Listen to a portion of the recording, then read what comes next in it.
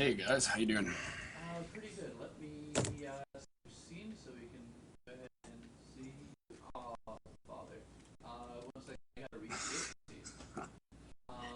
So stupid. Add screen region. Every. Um, expand that. Add camera. Colossus. Right. Okay. So, sorry, everything just got kind of silly and messed up from last night. So, why don't you tell us a little bit about yourself? What you're doing with Bioware and all that. All right, yeah, sure. Well, and actually, I'd like to get introduced to you guys. So, I guess Steven, we've spoken a little bit, but sorry, who else is there with you? Who's here with me right now is Andrew Brzezinski is a friend of mine since high school right now. All right. And yeah, he drove all the way down from New Jersey to try and help me out with this. Yep. Awesome. Hey, Andrew, how you doing? You know how you're doing. Awesome. No. Thanks for calling No. in. Much appreciated. uh, yeah, I can't have speakers on otherwise. Echo and feedback and all that. So I'll be reading messages between you two. Oh, fair enough. All right. Yeah. So, as you had in your schedule, I'm a QA analyst at just working on Mass Effect 3. Of course, some of the projects that I've been working on for the last few months are the demo we're playing right now. The Connect functionality in the main game was something that me and part of my team looked at as well. We're also a big part of all the summer con demos, like the stuff that went to PAX and E3, Gamescom, stuff like that. What else? Yeah, we're also doing some of the localization too, so all the work that goes into translating Mass Effect to all the different languages, we're helping with that too. Okay, nice. So are you at the Edmonton or the Montreal office? Edmonton. Okay. Yeah, if you're watching it, but we had like a few of the other QA testers, I suppose, who worked for you on there. Josh Ford and Thomas Abram. Right? Yeah. So, how long have you been working at BioWare for? Been at BioWare selected as a term tester in 2007 on Mass Effect 1. Okay, so what do you think is kind of the most impressive change from what's on the early version of Mass Effect 1 to like what we're seeing with the pretty impressive stuff of Mass Effect 3? Which to choose from. Well, I want to say off the top. Well, I mean, I've been watching this play a little bit just while I'm sitting here at my desk today, and the multiplayer. Obviously, multiplayer's been talking to me. No, No, he's not talking to you. He's talking to, I guess. I'm sorry. no. The guy who was shooting at me. Yeah, I mean, the fan reaction to the multiplayer has just been such an amazing surprise. I mean, it's been overwhelmingly positive, and we've been having like a great time playing with you guys. We've all been online almost every night since the demo's been out playing. And then, I mean, part of that, what I think is the biggest improvement from Mass 1 is the combat. I would call it Tori Gasp if he's watching and say thank you for roles #1, and then all the new kind of movement that we've got in the game. See you guys making use of it. Well, here and there. Yeah, because it's just interesting watching how everything is just by doing the playthrough this weekend of seeing how the graphics have completely changed. Yeah. Yeah, and no more elevator rides, which I can. Thank you. The elevator rides were the best part. Didn't you hear the music? I mean, they did add something, but no, they're too low. So yeah, so what does what do you do as like, a QA analyst, a bit higher than some of the people we've had call in? Like, are you more management style, or do you actually get down and gritty with testing as well? A bit of both, but yeah, a little more management these days. But I mean, with the stuff like the demo, it's definitely testing with the guys as much as possible. I mean, it's a little heart wrenching sometimes to get pulled away from the game that you've spent so much time on and not really get to play it and test it yourself as much as you like. But the guys have been doing a great job with it. So Okay, so I guess that also keeps you, I guess, from getting a bit sick of playing the game over and over as well? Well, from working on the demo and then also going to the cons of the summer, I mean, I've played the Earth intro and the Sirkesh, the Solarian level from the demo. I don't know, it's got to be well up around 500 times at this point. Really? One second. Yeah, easily. I think. No. One second. Some people might not be able to hear us just right now. Oh no. Yeah. Let me go ahead and play around with some stuff because that would be bad. I'm sorry about that. I had everything set up perfect last night too. Speakers.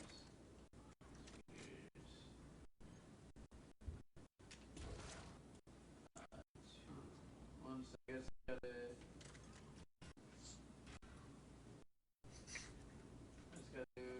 Let me put the stream on hold for a bit, everyone.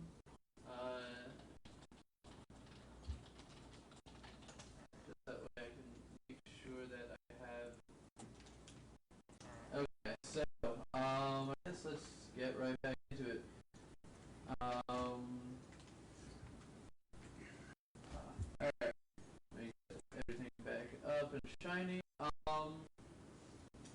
So yeah, so far out of the series, what would you say is your favorite game? That now that you've had your hands on testing all of them. Of the three, absolutely Mass 3. Okay. I mean, I have a special place in my heart for Mass 2. I wasn't actually... I worked on the DLC for Mass 2, but I didn't work on the main game for Mass 2. And I kind of played it just from a fan perspective. And really, really loved it. So for that reason, it has a special place in my heart. But, Mass 3, I've been lucky enough working with the demo and Connect and everything that I have yet to actually do a full single-player playthrough. And I am also really looking forward to that when we get our copies. I've been trying to keep myself as fresh as possible. Yeah, we've had a bunch of problems in our chat. People trying to post spoilers for us, but Not cool. Yeah, come on, guys. and yeah, I actually have yet to play the single Not player. today. I've yet to play the single player for the demo because I don't want to ruin anything for myself. But Oh, yeah? yeah, so how did you end up getting into QA testing? Like, is this something that you kind of studied tech or IT or computer science when you were in college and said you carried on, or No, for me, I mean, it was passion and luck, really, which I think is what most people, I don't know, mostly more just luck, I guess. Well, really, I went to school in arts doing creative writing, actually, but I got hired here as a term tester in Mass 1 when we were crunching, and Mass 1 has that infamous super crunch that and yeah, I was part of that, and it's a huge project, giant undertaking, a lot of people testing it. We were here for a lot of hours. And, I mean, it was our first big Xbox game as a studio, and it needed a lot of love and care, and it got it, and it turned out really well. But yeah, from there, I worked on some of the DLC for Mass 1. I also kind of hopped on. I mean, the studio that, the two teams that work on Mass Effect and Dragon Age share an office here in Edmonton. So, I mean, I was bounced to the Dragon Age for a little while, and I had the pleasure of working on Dragon Age Origins for, I don't know, 6 months or so. And then it wasn't until later that I came back to Mass Effect. It wasn't until the DLC. Those packs like Overlord or the Shadow Broker and stuff. Okay, nice. Farmer Bob is wondering, do you know why they should off the PC multiplayer early for the demo? No, sorry, Farmer Bob. I don't know that. Would ask Chris Priestley. I mean, maybe I will ask him. Yeah, and Chanel wants to know, they didn't move you all the way down to Texas. Did they? I'm assuming.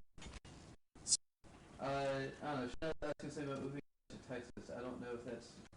Are you talking about the Austin studio? Perhaps, yeah. I don't know. Chanel just is that Buckmeister. They didn't move you all the way down to Texas, did they? Since she means when you were on Dragon Age Origins. Oh no! Like I was Like, so for Mass Effect and Dragon Age, the two studios actually share a building, or not the two studios. Sorry, the two teams share a building here, in Edmonton. Okay, nice. And then Austin is primarily Star Wars.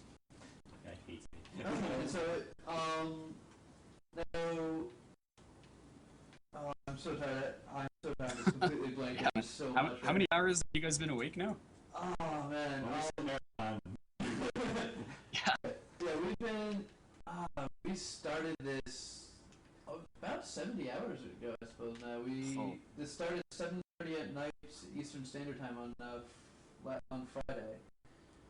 Have you guys been doing any kind of shifts, or has it just been like straight away? Basically? I got maybe 8 hours of sleep this entire weekend. You only stopped gaming when you were getting towed. Yeah. Yeah, I probably got towed for my own spot out front, which was a fun adventure that everyone in the chat was privy to. That is super rough. How far have you guys made it through the single player campaign so far? We finished both 1 and 2. And then we, through some miracle, managed to escape with everyone alive because Miranda wasn't loyal to us. We didn't have the Paragon or Renegade to make her loyal, so last night I was up to like however late. Did you toss her in your party? That's the trick. Yeah, that's what I did. I had her in my party in all but the final boss.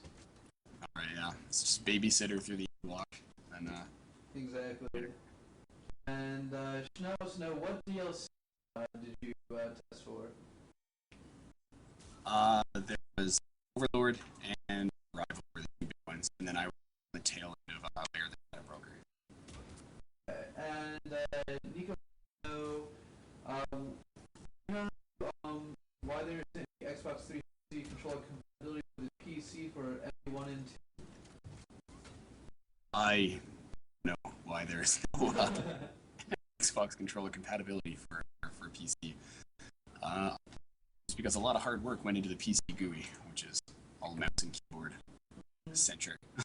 Yeah, I've never been able to in the office. Are you guys just the line team making sure that everything to launch all the servers right now? I'm not, but we do have a more room set up that we will staff 24 hours for the next little while to well, I think for the next, at least it's scheduled for 24 hours after for the team stuff. I mean, we'll all be helping out with it, but I'm not going to be on the ships just yet. I'm still working on some super secret stuff I can't tell you guys about yet. Oh, is that what you're working on right now? Yeah. Oh man, gotta love how everyone who's calling in is like, oh, there's some cool stuff that I can't tell you anything about yet. Yeah. It's kind of rough, and I mean, it's. Give us a little hint. I want to tell you guys as much as you guys want to know, because if you see how much fun you're having with this, and all we want to do is tell you about the cool stuff that's coming. You know. Now, so what is it that the QA testers kind of do after the game goes gold and after it releases? Is this all DLC from there, or do you guys like tinker with different stuff in QA?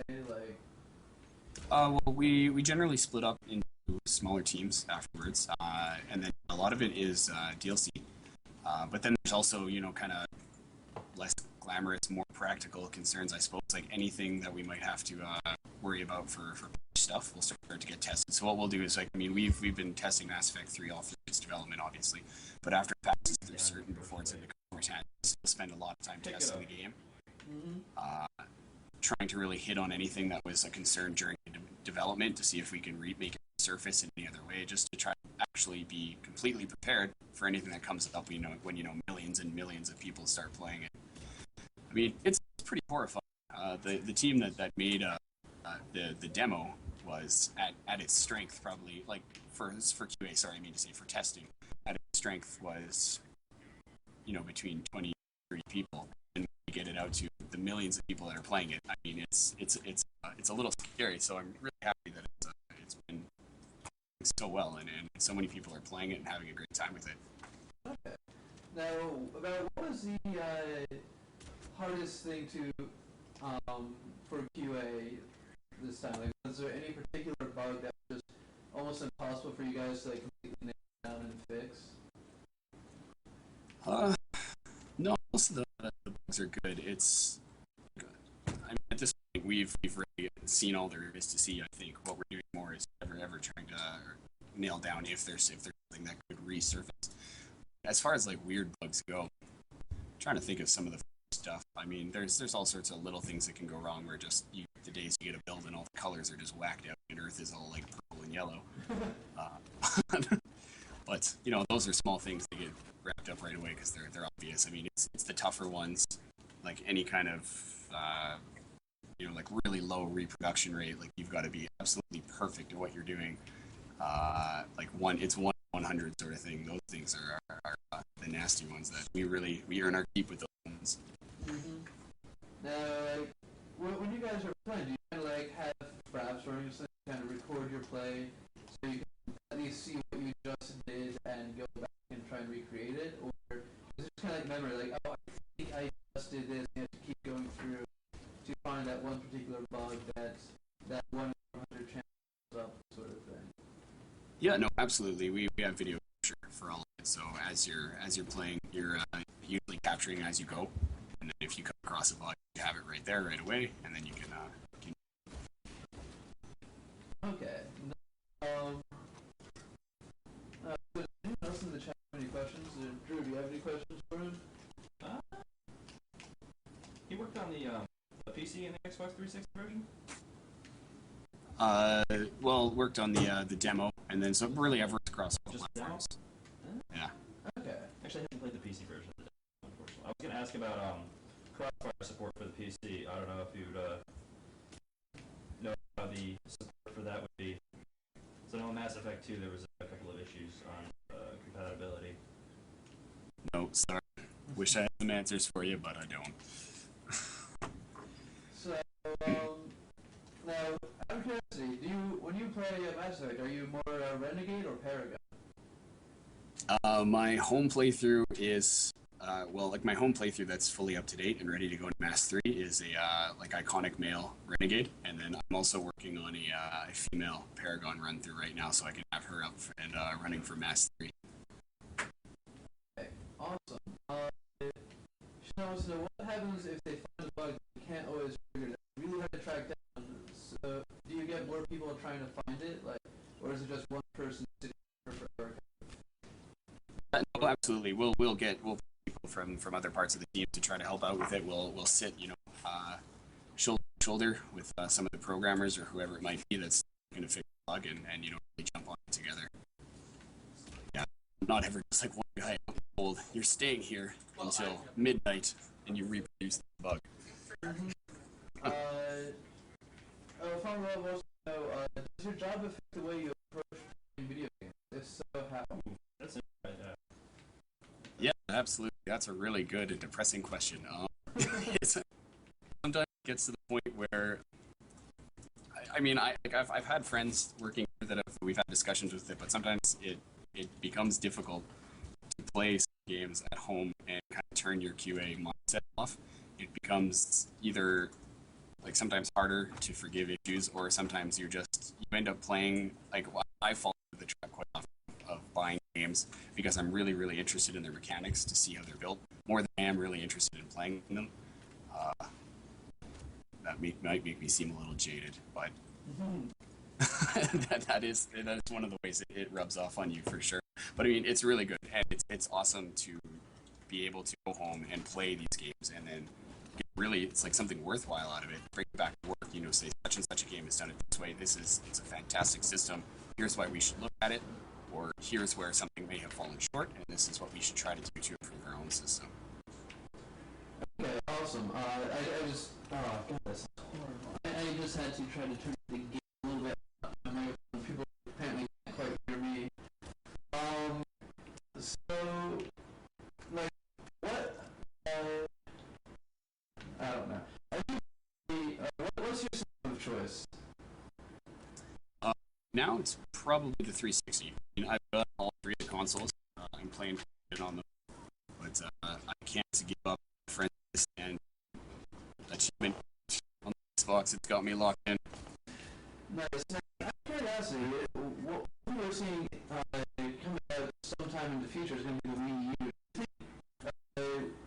some graphics. I'm going to start seeing more serious games on a Nintendo platform. Sorry, I don't know. I'm having a bit of trouble hearing you now too. Okay, can you hear me now? Yeah, that's much better. Okay, yes, so the game absolutely bad.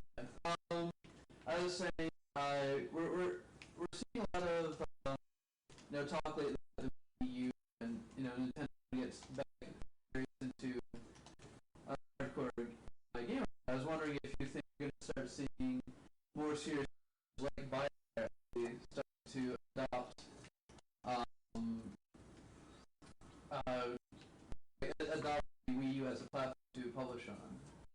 Mm-hmm. Nothing official from you, obviously, but do you foresee that as it actually happen? Well, I'm not sure. I mean, I think it's a little too early to tell. I think it's great seeing these bigger publishers their support for Nintendo from again. I mean, me, like so many other gamers, started out with Nintendo stuff. Like, I want to see them into the market as much as possible because I am in the market. So I'm crossing my fingers that they're going to get some more hardcore games and keep with it, and that the Wii is really going to do a lot to support it. You guys, are you? I mean, what did they just announce today? Assassin's Creed 3 for the Wii U, right? I believe, yeah, the Colonial Assassin one. Yeah, let me kill the gameplay feed for a second. It's apparently causing a lot of problems for people.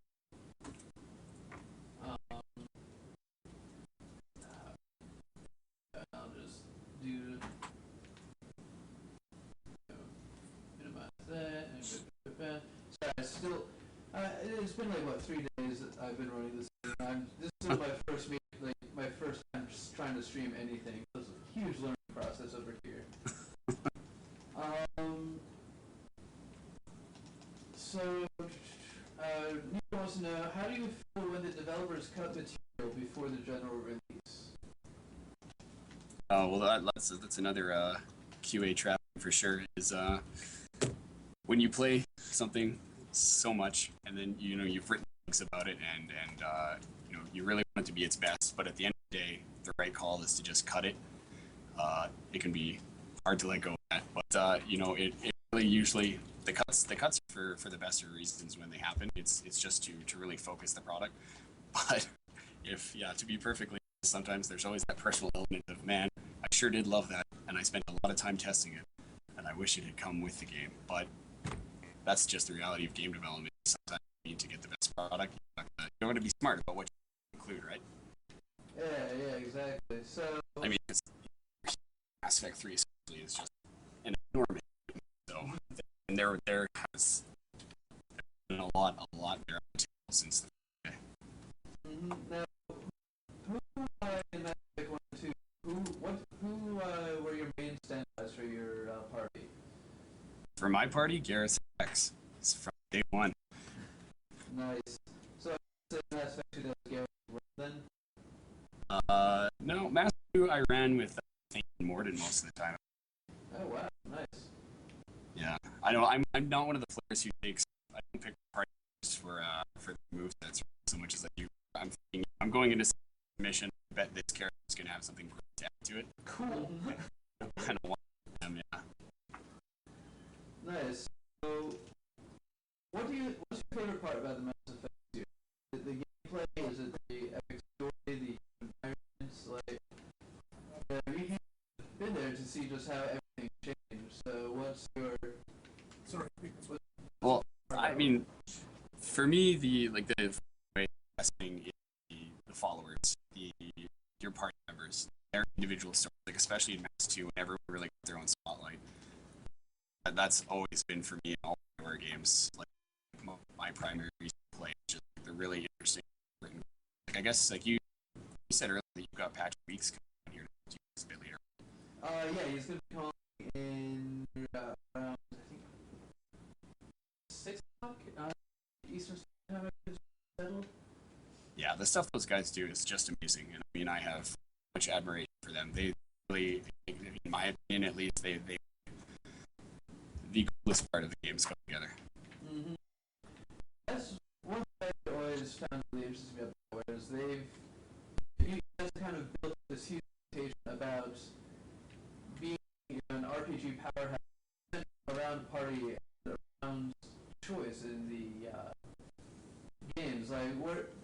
started working on Mass Effect, and were you a fan of any of the other BioWare franchises? Well, yeah, that's actually one of my why I think I got hired story. I mean, I don't know if that's true. I just totally made it up. But I mean, I was a huge gamer before I worked at BioWare, but I'd only played. Farmer Bob wants to know, can you explain the tools and processes you use to test individual parts of the game? How many levels removed are you from the developers? Well, a lot of the tools we use are just BioWare developed for specific scenarios. I mean, we've got a lot of useful tools that come either out of QA or from the programming team. We actually, well, to the second point of the question, I guess they're pretty related actually, is we're really lucky at BioWare that we have a very integrated QA team. We are not any levels removed, really. I mean, we deal with the other developers, like the artists, the programmers, the designers, on a day-to-day basis. I mean, we chat with them, we have meetings with them, we're at their desks, and then if there's stuff like tools that we might need, I mean, they're the guys we go to get them. So we are really, really lucky. Like, we have a one-to-one partnership with everyone else in the studio, and I think it really benefits the game. Okay, awesome. So, yeah, and I mean, in a game like the size of Mass Effect, like, you think for this franchise, like, to test Mass Effect 3, we have had to test through Mass Effect 1 and Mass Effect 2. They're enormous games. It's mind-boggling, especially when you get a tool that, like, for instance, breaks out all the plot states, like all the different ways that you can play the game and make decisions. It's staggering. And having had to make Excel sheets to cover that before, it's both staggering and horrifying. Now, when you first were presented with the game, and like when it first had all the dialogue in there, did you just like immediately run to the end to see all the endings before you started testing? No, absolutely not. On Mass 3, you mean specifically, or in the franchise? For like Mass 3. Yeah, for Mass 3, I have to admit I couldn't resist trying to see what the endings were like, and I read through a lot of the early documentation, but I didn't jump right to the end. I mean, I wanted to have my own experience. So you're a lot stronger than I would be about that. Oh yeah, just straight to the finish, huh? It's horrible. Right? If I know there are spoilers out there and it's a particularly intense area, yeah, I can't help. I need to know what's going to happen. It's horrible. I'll be watching something on Hulu, immediately have to check the Wikipedia just to make sure a character doesn't die. You too? No, yeah. I thought it was the only one. So now, what was it kind of like for you? Did you have to learn any programming when you became when you started working at QA, and like what was that kind of like going from writing to the more technical side of things? Well, I mean, we've had to learn some on the job, but I mean, obviously, that's not my background. We have our teams split up a little differently, so it depends what side of the project you're working on, really. But like within QA, we have a tech and a content team that spend time, testing either mostly through tools or mostly in game. And then I'm part of the content team, so I mean, I have, through like working with the tech guys, picked a lot of that up, but it's not my day-to-day focus, really. Okay, and now, have you ever used your like background in writing to just kind of sit down and be like, man, like, why did you write it like that? Just kind of, have you ever like suggested a change in dialogue options or something, or is that really not the type of feedback you give? No, the writers are very open to that kind of stuff, and like within QA we do have a smaller subset team that works directly. Like they're basically the writers and the sim designers QA guys, and that's the exact kind of feedback they're looking for. And I was with them at the start of Mass Effect 3, and then I got shifted around. But it was really cool working with them too, because you can see like a direct impact on the feedback that you're giving. Just after having sat down with a writer and discussed, like, well, it doesn't totally make sense to me as a player why my character might do this, and then they'll ruminate on it and go back to their desks, and then you'll get a bug back, or you'll get an IM from them and saying, well, check it out in the next build, let me know what you think, kind of thing. Mm-hmm. And Chanel wants to know, since your background is writing, do you want to try to become one of the writers for BioWare? I mean, there's always a pie in the sky, but right now the QA gig's doing pretty good, and I'm really, really enjoying it. Okay, nice. So, wow, does anyone else have any questions? I need more monster. I'm gonna ask you guys some questions. What classes are you playing in multiplayer right now?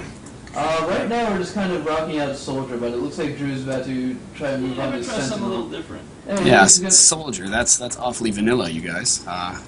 You gotta experiment. I know we should, but like, man, my background is entirely in like Gears of War and straight up shooters. I'm not used to like biotic stuff. I only just started doing that with the playthroughs this weekend when I was doing Vanguard. If you want me to fly your helicopter in Battlefield, good. This is a whole different animal. I'm loving it.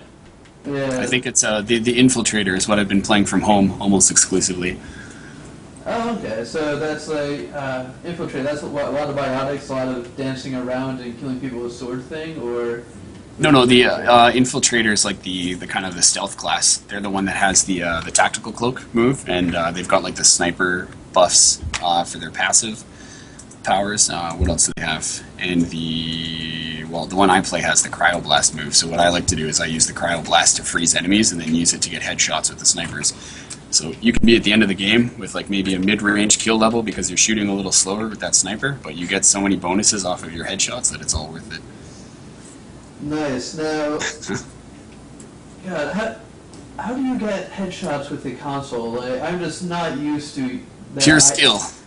I'm Click. I can't use controller. Like, it's just so slow and horrible. I need my mouse. Practice. Yeah, practice. But like I said, you can cheap it out a bit too. Like with the like the Infiltrator, using the Cryoblast, like it'll free enemies that don't have shields or armor. It'll freeze them, and then you can, once they're frozen, you can use that to get headshots. Another really good trick is with the Asari Adept who's got stasis. Use stasis, and it's even better than the Cryoblast, because like in Cryoblast they lock up and then they fall down, whereas stasis they just stay still, and you can get just free headshots for days out of that. Mm-hmm. Now, in the kind of the least spoilery way possible, is there anything specific you would like us to, that you particularly love about ME3, like any environment or something that you think we should kind of pay a bit more attention to?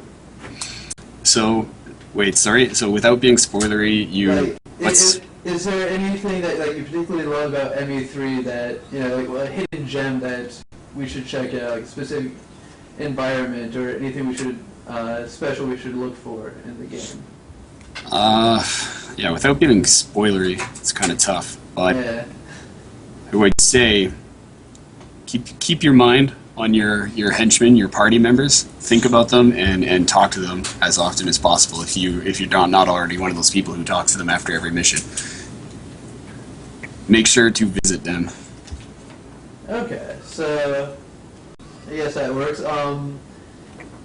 By the way, I'd like to just give a quick shout out to Video Girls Izzy in the chat. She was on the stream earlier this weekend. I think it looks like she just got back to New Jersey.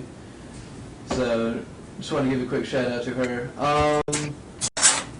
So I may have already touched on this earlier, but Nika wants to know, like, what was the biggest and I guess worst glitch that you came across in your entire career as QA, let's say?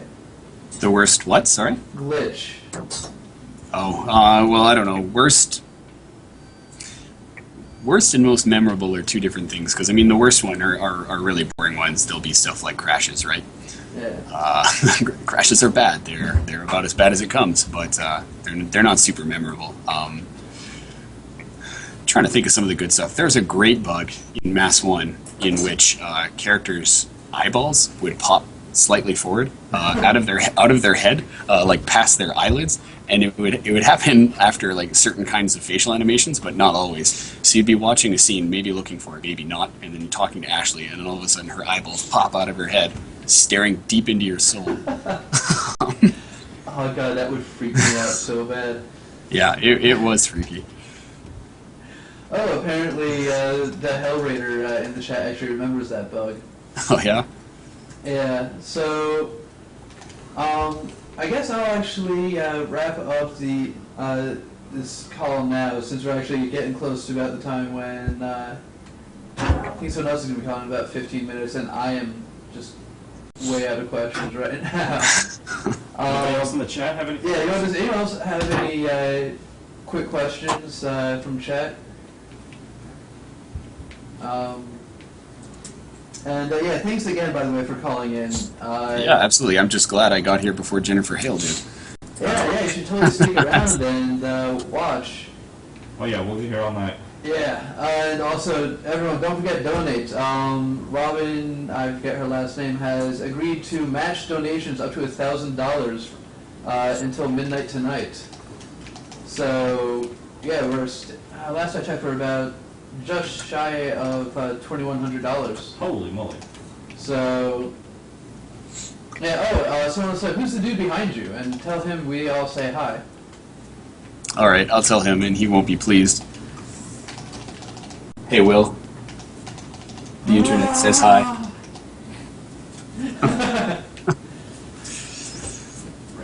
Alright, so again, thank you so much for calling in. And someone wants to have you met any of the voice actor celebrities?